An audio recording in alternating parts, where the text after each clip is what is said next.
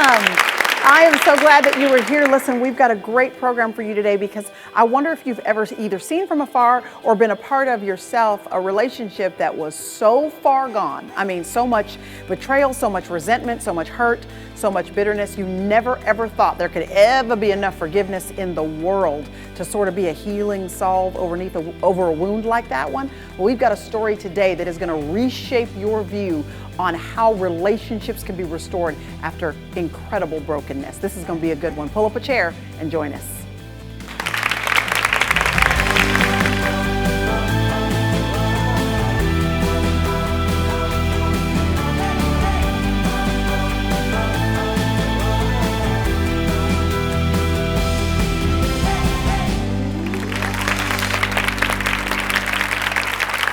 I'm so glad you're joining me. I am with a beautiful couple who I'm so grateful to have had the opportunity finally to get to sit down and talk to. Their story is one of redemption and one of forgiveness and one of hard work. Yeah. Hard work, putting in the hard work in marriage. Devastating affair, 17 years in, that could have torn you apart. Right. But you made some choices, some tough choices to really try to bring restoration. And if you have not watched part one, then you need to watch part one because there have been some incredible, deep, wonderful things that have impacted our lives. Isn't that right? I'm wondering if you'll help me to welcome back again the Meisners to our program. For part two. Thank you.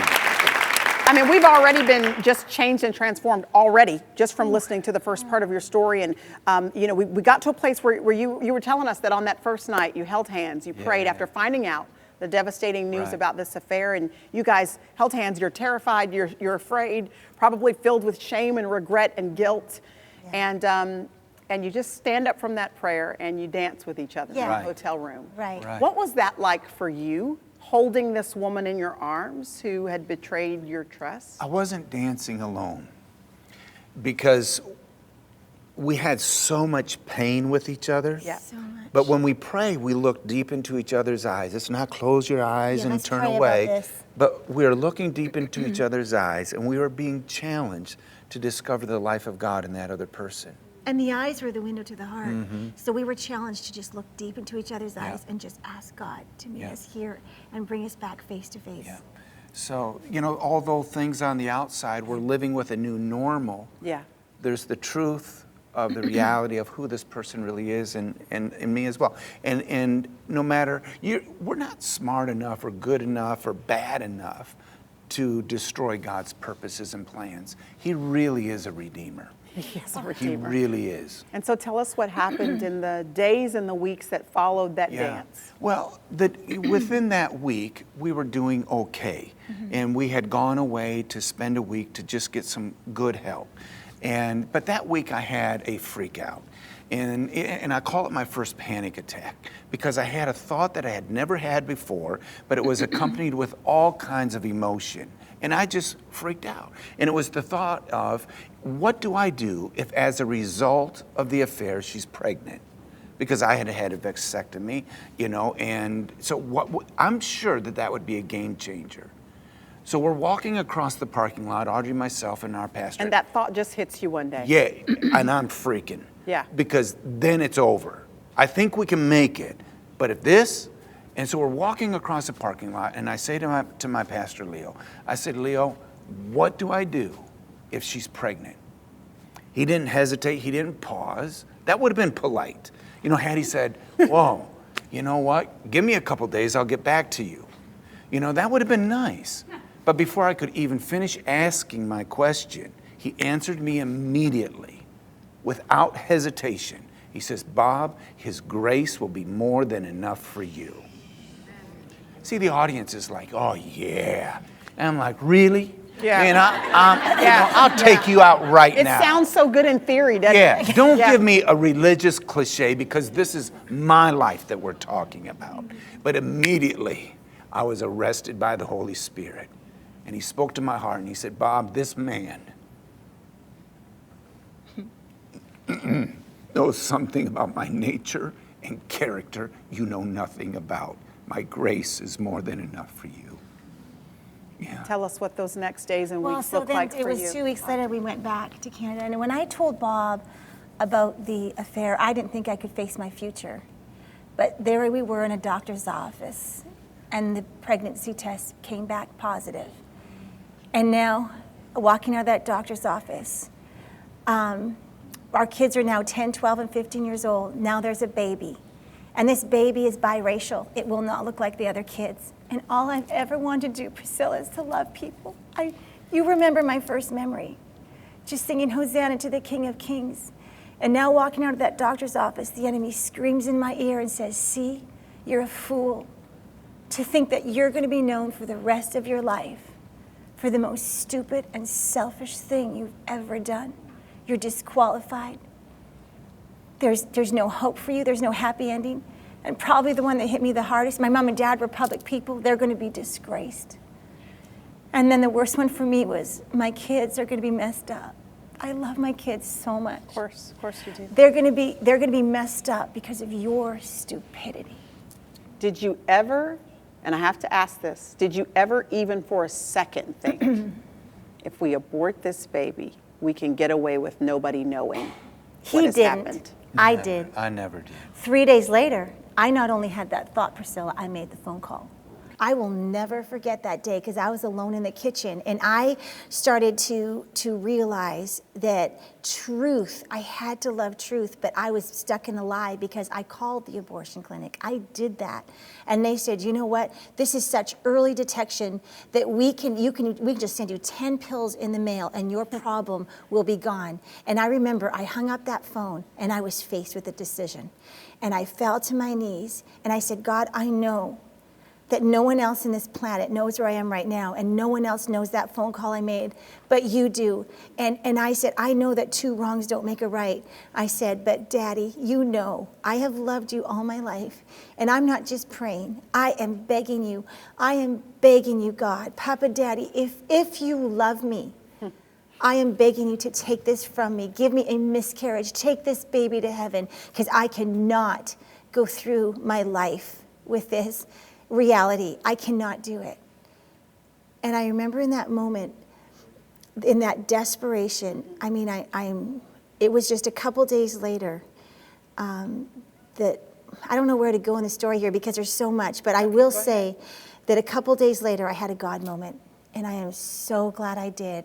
Because you can't plan those things, you know. You just can't plan when God's going to reach out. But I was alone with my natural father, my earth dad, and he's a very loving, compassion. He knew all about the baby. Okay, that's what I was going to ask. Yeah, you. he knew about the baby. He knew about the affair, and I was alone on an errand with him. And it was, Bob knows this. It was really hard to be in the same room with him. He was interrogating me, asking me questions, and I had to keep telling the truth. It was. Oh, yeah. Yeah. Oh, yeah. You wanted details. You wanted like all of the. And when he would ask me details. I was mean. And I felt like I was just Because cowering I just want to rake her over the coals. in a corner. And I remember just like almost just being in that fetal position. He'd ask me another question. Did you do this? And I would just be like, yes, I did that. And I could just feel the worth. It was like if someone could reach into me and pull the worth right out of me. I just felt like the lowest of lows of a piece of dust. If you had to go back and do that little segment again of your journey again, Bob, do you feel like it is okay to have asked the questions at all? Do you feel like it was the way you were asking them or the asking them at all? Because I'm thinking about the couple, the spouse that does actually want to know. Yeah, you have to know. You really do. And that's one of the hardest things. Otherwise, you're going to be plagued with the imagination. You're creating images anyhow. And so when you're able to deal with truth, you know, with what happened, where, when, how many. But the thing is the way I was asking. I really was. I was ripping any dignity, any value and worth out of her. I was shaming her. You know, I was mean. You know, please don't think I'm this great, wonderful person. I was angry. I was scared. Enraged. And I was so scared, and now I had a baby. And now not only was he going to be mad at me, but the whole world was going to know what I had done. So you didn't have a miscarriage? No, but that God moment, I just got to finish this. I was with my dad, and he said something that I'll never forget because this became my anchor of hope. I was alone with my dad in the car, and I said, Daddy, I can't do this. I can't live through this. And he said one thing, one sentence. He says, Audrey, that's what you did, but that is not who you are. And when my dad said that to me, I took it and I hung onto it for dear life, because people would judge me by my worst thing, but not Jesus, not my Father in heaven. He says, child, you are mine. And I'm not going to judge you by that. And so I do sit here today to tell you that because I was begging God to take me that day that I begged for the miscarriage, he did not answer my prayer, because I was asking God to remove me out of my circumstance, evacuate me out of my current situation. But he says, girl, I'm going to come to you exactly where you are, and I'm going to meet you in your place of pain. And we are going to walk one day at a time, and we're going to keep going, and we're going to get through. And when you go through, you come out the other side very different than when you started that journey. Very good, very good. You come out the other side with reward. You come out the other side with authority, but you come out with a greater capacity to display his splendor and his glory in the earth. That's where true transformation takes place.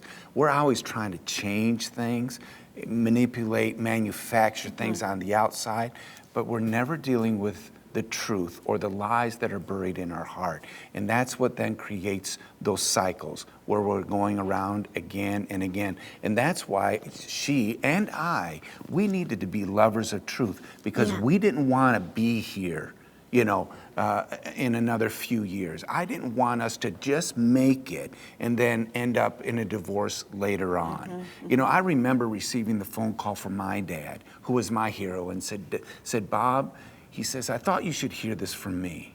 I'm leaving your mom. You see, I never wanted to make that phone call. And so we became lovers of truth. Yeah. And it was a very painful, but absolutely necessary, because it's truth that becomes, that foundation to your life. And the next big milestone really was telling our kids. That was my next question. Sure. How did you tell your children? You were so scared. Well, yeah. Yeah. How does that look? What did that moment look like? Audrey's about 4 months pregnant. My daughter, Janelle, 13 years old. She's concerned mom's putting on weight. So after dinner...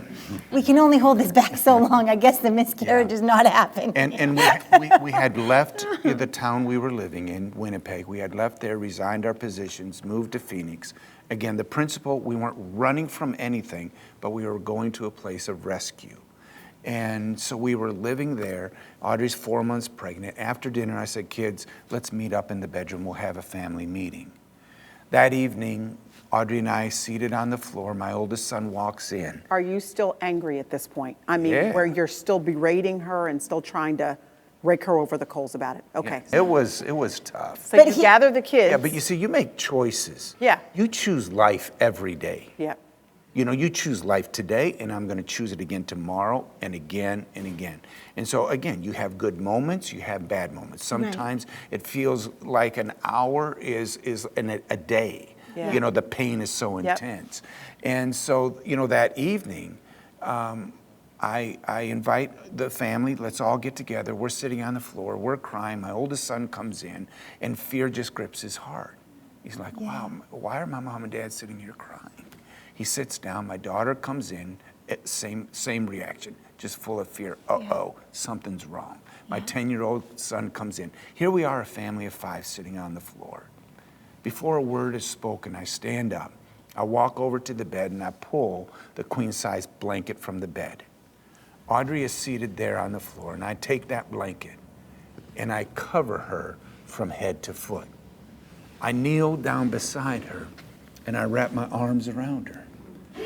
And I held her close, and I looked deep into my children's eyes, and I said, kids, this is what God does when we make a mistake. He comes to us, and he covers us, and he wraps his arms around us, and he says, I will never leave you. I will never forsake you. See, that's my Father's heart. With Audrey covered and held in my arms, I began to describe how much I loved their mom. I began to describe to them, that we're a family and that we belong. I described to them that I'm not going anywhere. With her covered and held in my arms, I said, kids, you're going to have a baby brother. My oldest son knew immediately what had happened, and he's crying. My daughter, Janelle, 13, she's crying. But it only took her but a moment, and she begins to grin from ear to ear. And she looks at me. She says, "Daddy, we're having a baby." She feels my pain and cries again, but she can't hold the excitement. "Daddy, we're having a baby." My 10-year-old David, he's looking at the whole situation. He's just like, "I'm confused." At least I'm not going to be the youngest anymore. I knew that we were going to be okay. But it was good days, bad days. There's a couple things that I want to throw in here. Because there was so much pain between us, I wanted her to be better. I really did. But there was a woman in our lives, Lois Burkett. I couldn't trust Audrey, but I could trust Lois. Yeah. You see? And so, as long as Audrey was spending time with Lois, I felt a little safe. Mm-hmm. And I just felt like that was important for our audience today. Mm-hmm. For godly women. Mm-hmm. She was older, and she began to ask Audrey the questions that I wanted to ask. Mm-hmm. She began to get the answers that I wanted to have. But it was like, I didn't need to know all of them, but at least somebody did. Mm-hmm. Yeah. And because I could trust Lois, that began, to speed up, our healing process. But we didn't know what to do with the baby because even though that was like a moment with the kids and, all that, Bob wasn't sure. Were either of them angry? Any of them No. angry or upset at any point in the weeks or months after that? No. They weren't? No. And Did you feel the need to call the father? No. And let him know? No. So does he still to this day know that he has a child? Yeah. Yes. He does. So at some point you let him know? Yes, and I've had conversations. There's definitely been a emails with book him. written about this. There has. There's always that. Yeah, but it was a couple years later, and any communication that I had with him was also with others involved. Mm-hmm. My counselor, my father-in-law. You know what's so that really- there wasn't just Did one-on-one. he want to have a relationship with his child? At that time, he did, and I asked that he wouldn't.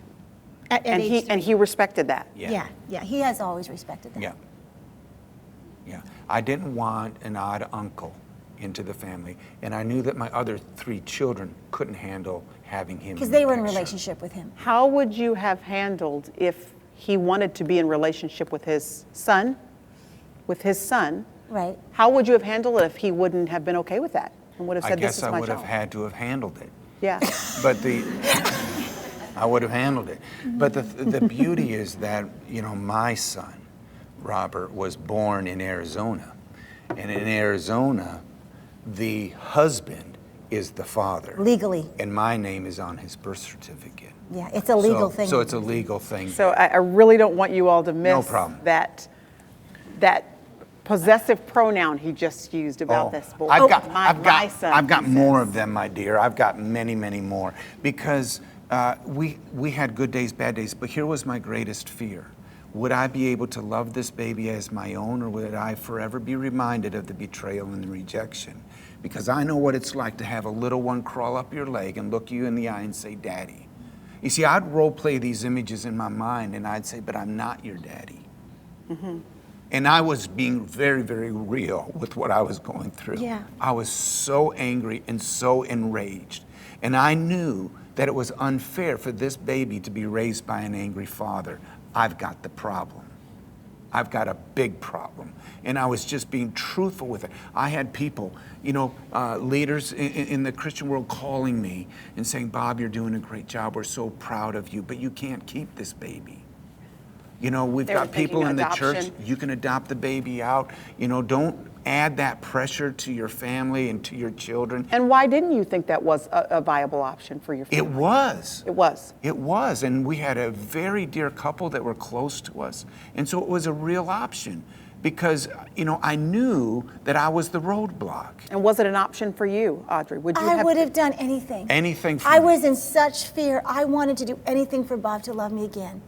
And so Anything. Did you want to keep this baby, though? Because it is your child. And I love my kids, but you know what? I remember when I was 5 months pregnant, I realized for the first 3 kids, I'd been deathly ill, nauseated all 9 months. But this pregnancy, we had moved. I'd been through emotional turmoil. I felt not one bit of morning sickness. And I remember when I used to always journal. You know, I'm a journal girl. But about 2 weeks after I told him about the affair, he read through all my journals. And all of a sudden, I felt betrayed in a way that was my Jesus time. And he hated me more after he read the journals. And so I remember going to the bin and throwing all those journals in the garbage. And I didn't feel like I could journal again through those hardest months. I didn't journal, and that was my lifeline to God. And I remember 5 months pregnant, and I said, God, when will I ever journal again? I was in a brand new city. I had 2 people I'd even met, and that's the only 2 people I knew in the whole city, girls at church. I'd met 2 girls at church, and I just felt like I had nothing. And I asked one night when I was going to bed on my pillow, scared out of my mind with this baby growing inside of me, when will I ever journal again? Because I don't even know if I can trust you, God, because I want to have this with you. And the next morning when I said goodbye to Bob, I walked towards the house, and there was this little bag from a bookstore on my knob. And one of those 2 girls I met had no idea what I was going through, and there was a journal that had the picture of the Lord is my shepherd on it. And I opened that journal that next morning. Only he would have known. And I wrote down, how come I haven't been sick? First question in that journal. And he says, Audrey, there is no way you would have the strength to carry this baby. I am carrying this baby for you. And I actually believe, because I do believe that babies are affected by the cellular memory and your emotions and the rejection. But I feel to this day that God had a covering over this baby, that the baby did not feel the effects of the rejection that I had towards this, because I loved Bob more than I loved that baby, because I just wanted, you know what I mean? I don't even have words. No, I understand that. And you're willing to do whatever. I was so willing. So tell me about the day that Robert was born. Yeah, and just prior to that, because of my inner turmoil of what to do, I had a quick Starbucks coffee with my pastor, and he knew with the adoption thing. He knew what was going on, and I was just like, Leo, what do I do? What do I do? You know, and finally he looked me in the eye, and he says, Bob, there's a baby on your doorstep. What do you do? Will you participate with this fatherless generation, or will you become a father to the fatherless? Bob, you've got to grow up. So. We all need a mentor like that in our lives, don't we? So it was just a few months later. Her water broke 1 in the morning. My daughter is just giggling with glee. I mean, she's like, my brother's coming, you know. And Audrey and I, we're scared out of our minds. Yes. And we go to the hospital. It's a long day. But my daughter and I were cuddling in the chair. And I was going through the baby name book because I needed a middle name for this little boy. And we came across the name Theodore. And Theodore means divine gift. His first name is Robert. That's my name. I don't want my son to ever question one day in his life whose boy he is. He's my son, and he belongs. Theodore, divine gift. He's not an accident. He's not a mistake. He's not the result of a sexual affair, but just like my other 3 children, born out of the heart of God and entrusted to us, we're a family. He's my gift. Did you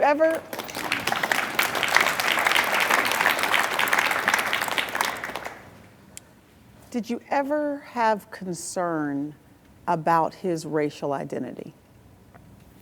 No. Was it ever a thought that bothered you in any way? Not because you are racist or don't like black people or anything like that, but just because you were concerned about where his place would be in your family because he's not going to look like the rest of... You know what's really interesting? That's such a good question, because it's really just a shame issue.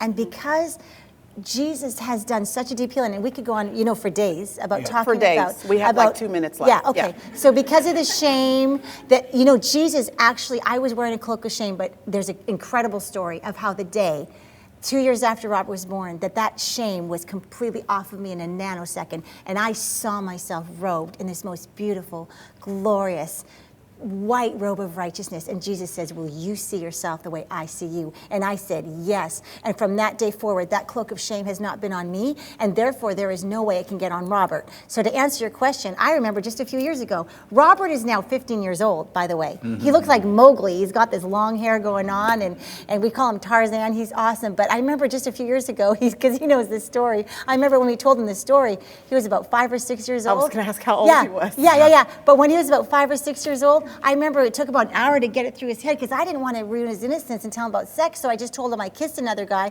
and he was mortified.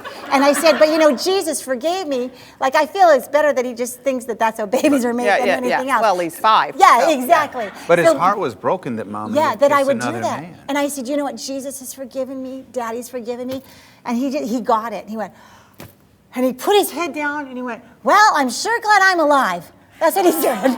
And then a few years later, he said, so Mom, I'm just kind of wondering, am I like a really tanned white guy? Or am I like a black guy? Like, he just was wanting to know, like, what is going on here? And what did you tell him? I said, well. That's interesting to me. What did you tell him? I said, well, you see, I'm white, and this guy was half black and half white, so that makes you about 1/4 black. You broke it down by percentages. Yeah, I did. He's a logical kind of guy. But what box does he check? Yeah. Well, because he's a There are no boxes anymore. There are no boxes anymore for No. anything. No, Exactly. apparently. He is a boy. That's good that he knows he's a boy. That one we'll check. That's awesome. Yeah. Has he ever wondered about the guy? And as he's gotten older, maybe wanted to see who he is or meet him? 3 weeks ago, we've never, you know what, we don't believe in fear.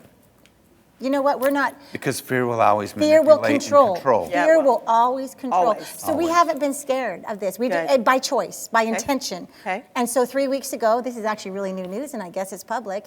We were away on a trip, and we got home, and he said, Mom, I need to talk to you in the closet. Whenever he needs to talk to me in the closet, I know it's something deep. Okay. He's this big guy now. He's 180 pounds, and he takes me in the closet, and he says, Mom, a girl started following me on Instagram, and I thought no big deal. And then 3 days later, she DM'd me and said, I am your sister.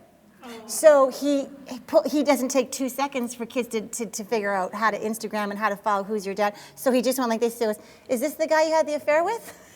And showed me the picture, and I hadn't seen his picture, and I went, yep, that's the guy. And he said, oh, okay, so this is a lot for me to just kind of take in, Mom. I'm like, yes, it is, of course it is.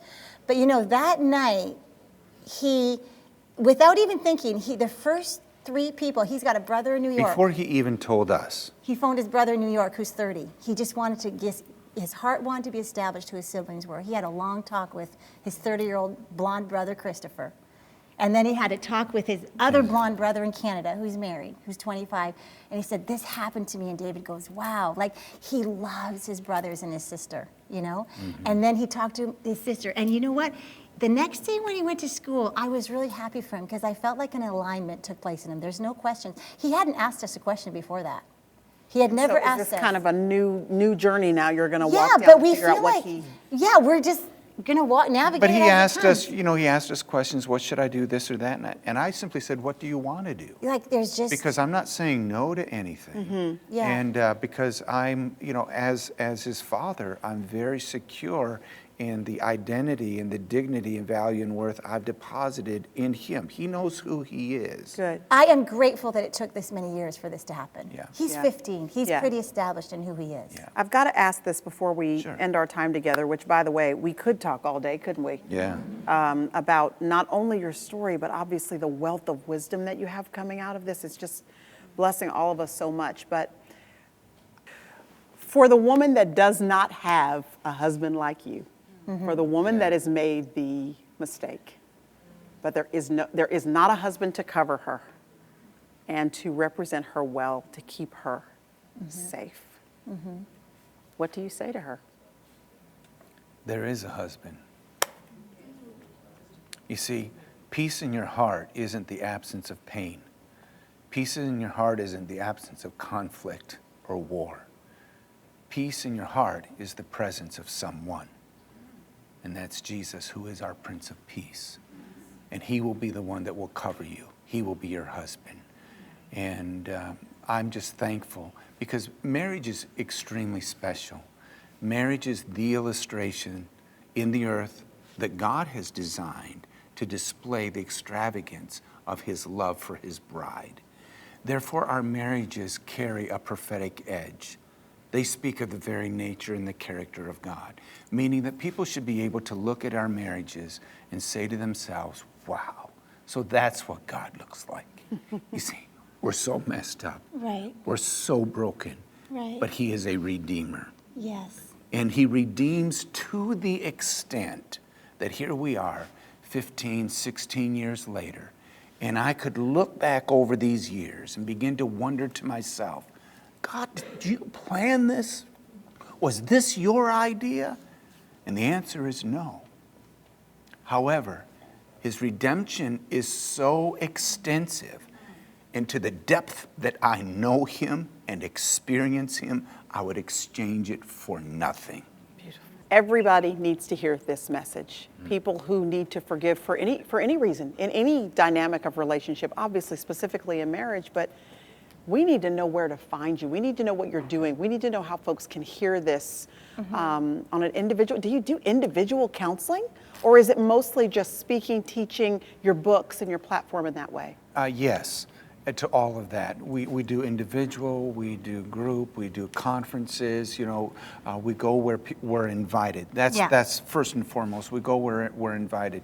But a premise that we minister from is this, is that we can't afford to just give people another list of things to do and a list of things not to do. Right.